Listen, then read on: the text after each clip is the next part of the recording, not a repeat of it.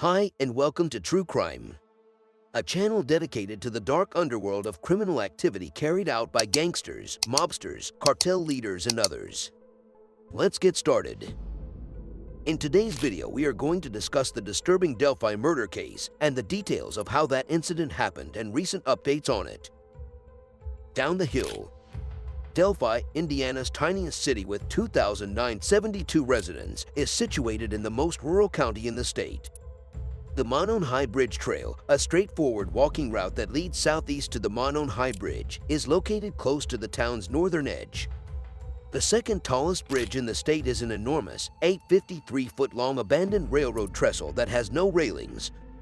If someone were to slip and fall through one of the numerous missing railroad ties on the bridge, there would be a 63-foot drop to the creek below. The scary bridge is theoretically off-limits to the general public, but it's actually a fun place to hang out. Abby Williams and Libby German requested German's older sister to drop them off at the path on February 13, 2017, a lovely Monday afternoon. German made a U-turn as the ladies crossed the bridge and shared numerous images on Snapchat, one of which showed Williams watching her step. The girls made their way to the southeast end of the bridge, where the trail essentially comes to an end and disappears into the bushes. German's camera caught a fleeting glimpse of a big man approaching them on the bridge while wearing a blue coat and pants. German continued to record as the initial conjecture became into panic. One of them, probably Williams, said "gun" as the man drew near, according to an arrest affidavit from 2022. The girls were essentially encircled, trapped between the man and the trees, with a steep hill on each side and no way back across the bridge. "Guys," he shouted, "down the hill."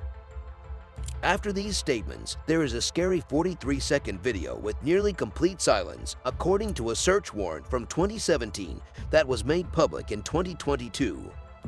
It appeared as though the girls were being brought to their deaths.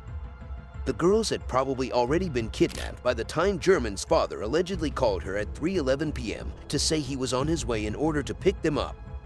German and Williams were formally reported missing at 5:20 p.m. after the families hastily organized search teams.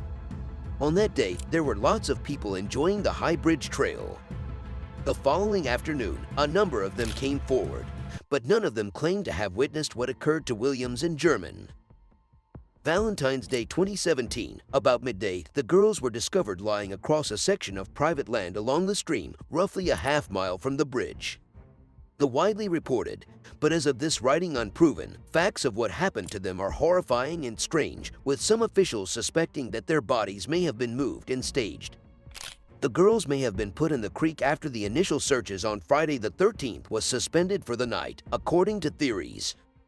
This, however, is only one of the countless theories that have been made in a case that has grown into a multi-headed monster of clashing theories and never-ending questions.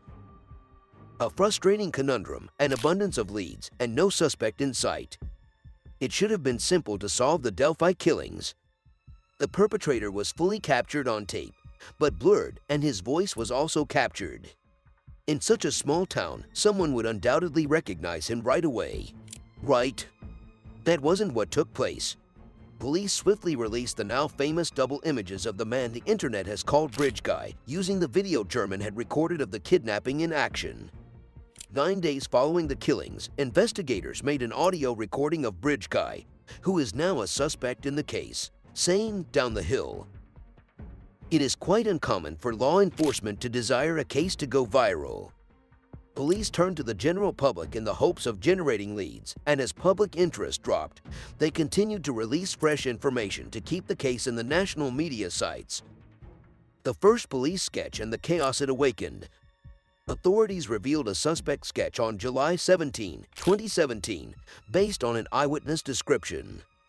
At a press conference, ISP Sergeant Kim Riley informed the public that police believed this to be the same person shown in the stills from German's video, also known as Bridge Guy.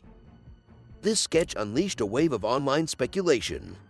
ISP warned armchair sleuths to cease sharing side-by-side pictures of the suspect sketch and random men on social media just 2 days after the sketch was made public.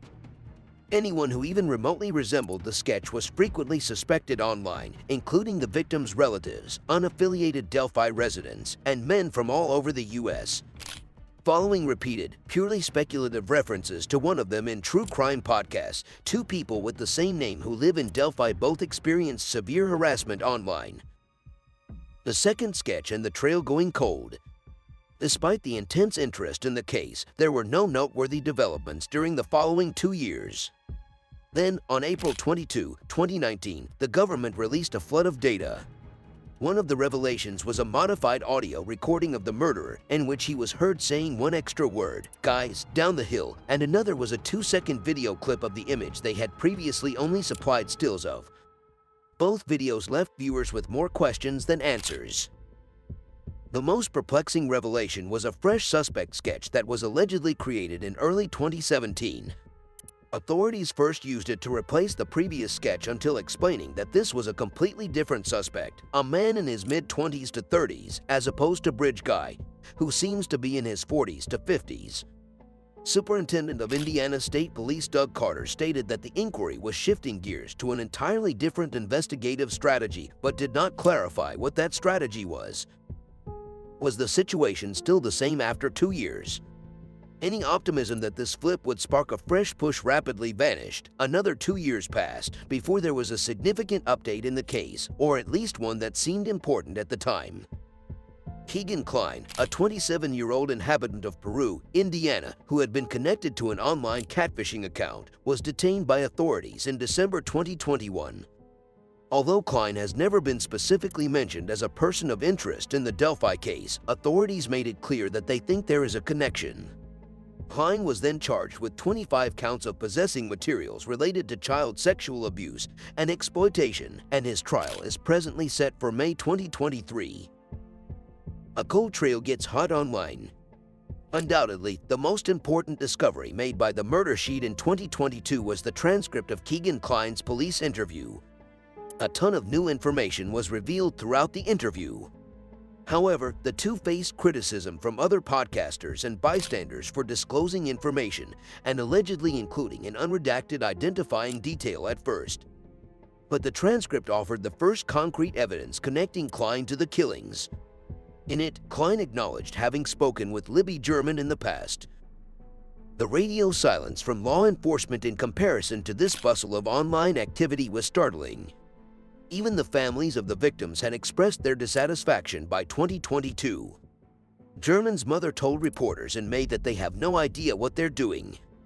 But in October of that same year, the situation in the case abruptly changed due to an unexpected, puzzling arrest. A sudden arrest and a whole new bunch of questions. Authorities detained Richard Allen, a resident of Delphi and a 50-year-old CVS drugstore employee without a prior conviction, on October 26, 2022. Authorities announced the arrest a few days later at a disappointingly short press conference. The arrest document wasn't made public for another month before it revealed the startling information that led to the arrest. In fact, Allen went to the police in 2017, not long after the killings, and admitted to being on the bridge on February 13.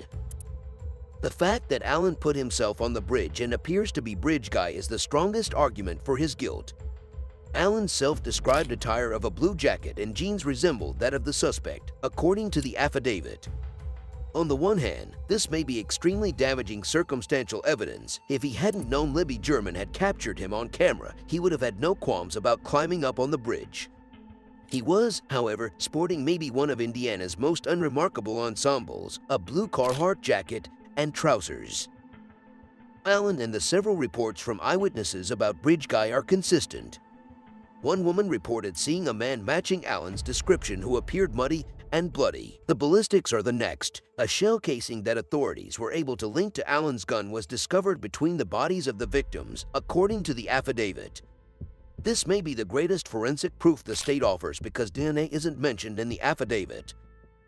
However, there were a hell of a lot of issues with this. To begin with, the entire area of ballistics evidence is more and more regarded as subjective pseudoscience than as true forensics.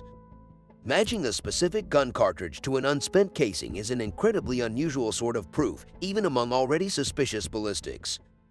One unidentified criminal defense lawyer claimed in an interview with the murder sheet that he had never witnessed a shell casing being used as evidence in a courtroom. Allen's defense issued a forceful rebuttal to the probable cause affidavit, pointing out the numerous holes in the investigation. This has caused divisions among those who support the killings. A gag order has been placed on the case in the interim, so no new details will be released until trial. The prosecution just postponed the first hearing because the defense hadn't received all of its evidence. If Allen is bridge guy, a lot of issues surround his involvement in the crime. Was he acting alone, as the prosecution has claimed, or was he working with others? Is Keegan Klein still involved in the killings in any way? Why wasn't Ronald Logan treated as a person of interest by law enforcement more aggressively if he was the bridge guy's preferred candidate at first, as stated in the search warrant for his property? And why did Allen carry on with his life in Delphi, even continuing to wear his attire from the murderous day as if nothing had happened? The vast number of potential witnesses might be a goldmine for Allen's defense if there isn't any forensic evidence linking him to the crime. Web sleuths are still pursuing their own goals in the meantime, so even if Allen is found guilty, many people would probably disagree with the decision. The whistleblower informs me you have to accept that Ron Logan is bridge guy. When questioned about the dearth of evidence, he responds, "I don't care about proof, there's no such thing as proof." He has a point. If true crime is anything, it teaches us that truth sometimes lies in the eye of the beholder. This is true of facts, circumstances, evidence, proof, and doubt. When referring to the convicted family annihilator whose guilt has recently been a hot topic of discussion, Defense Diaries Mata says, "There's a million Scott Petersons out there. People will discover warts in every case if they start digging." He believes there won't be a satisfying conclusion to the story. It will always be up to us to speculate. Thank you for watching another amazing video from our true crime team. Like, comment, and subscribe, and stay tuned to our next real-life true crime video.